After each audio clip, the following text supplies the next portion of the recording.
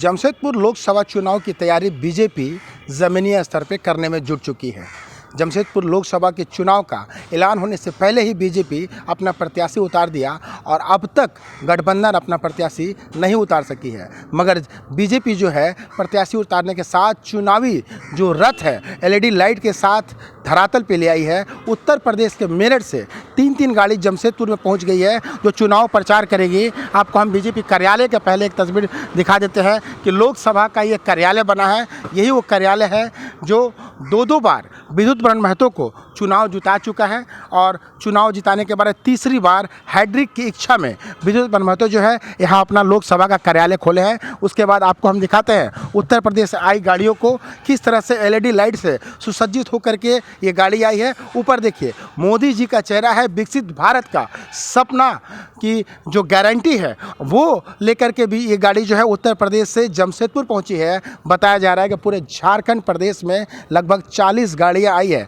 और इस 40 गाड़ी में जमशेदपुर को 3 गाड़ी मिला है एलईडी लाइट के साथ जो बिल्कुल हाईटेक है। अंदर स्पेस बनाया गया है जो इसके कर्मचारी हैं जो इस रथ को लेकर के गांव-गांव शहर घूमेंगे और वो अंदर रात में निवास करेंगे और वहीं एलईडी लाइट के साथ लोगों को लुभाया जाएगा। जनता के बीच ये गाड़ी भेजी जाएगी। तो किस तरह से बीजेपी की तैयारी है और यही कारण है कि बीजेपी बार बार मैदान मार लेती है जमशेदपुर और अन्य जगहों पे। 400 पार का नारा यूं ही बीजेपी नहीं दे रही है, कारण कि बीजेपी जानती है कि जब 400 पार का नारा देना है तो किस तरह से तैयारी करनी पड़ेगी। और यही तैयारी का ये दृश्य है जिस दृश्य को आप हम दिखाना चाहते हैं कि किस तरह से बीजेपी जो प्रचार गाड़ी है वो जमशेदपुर में उतार दी है, जहां विकसित भारत संकल्प पत्र के लिए सीधा मोदी जी को भेज अपने सुझाव के साथ और जो मिस कॉल है वो नंबर भी डाला गया है। और फिर एक बार मोदी सरकार का नारा के साथ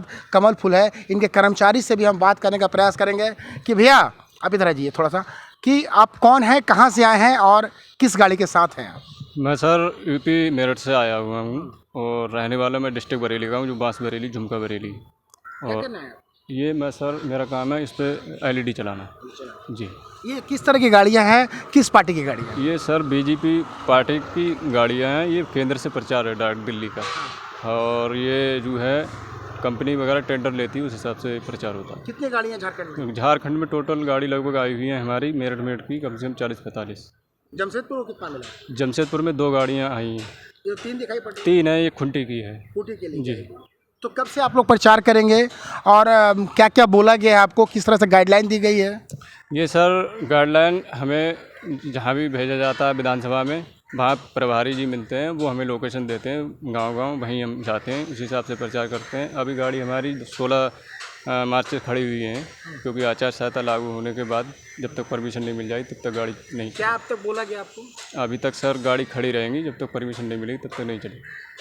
तो बीजेपी की ये प्रचार गाड़ी है जो सीधे तौर पे जमशेदपुर पहुंच गई है और जमशेदपुर में आकर के फिलहाल वो खड़ी है, आदेश का इंतजार कर रही है कि कब आदेश मिले और जनता के बीच इन प्रचार गाड़ियों को भेजा जाए ताकि नेताओं के भाषण के साथ इसमें जो बीजेपी की कार्यशैली है, बीजेपी की जो योजनाएं हैं उसको दिखाया जाए लोगों को और वोटरों को लुभाया जाए। शायद यही कारण है कि बीजेपी 400 पार का नारा दे रही है और हो क्यों ना, कारण कि इस तरह की तैयारी जो है अन्य पार्टियों में नहीं देखी जाती है। आप समझ गए होंगे जमशेदपुर का ये लोकसभा सीट है और बीजेपी अपना लोकसभा कार्यालय खोल चुकी है, प्रचार गाड़ी धरातल पर उतार चुकी है और गठबंधन यानी जेएमएम कांग्रेस के जो प्रत्याशी है वो अब तक उनका चेहरा साफ नहीं है कि कौन चुनाव लड़ेगा और कैसे बीजेपी को यहाँ धराशायी करेगा। अपने सहयोगी नवीन प्रधान के साथ इंद्रजीत सिंह, समाचार प्लस, जमशेदपुर।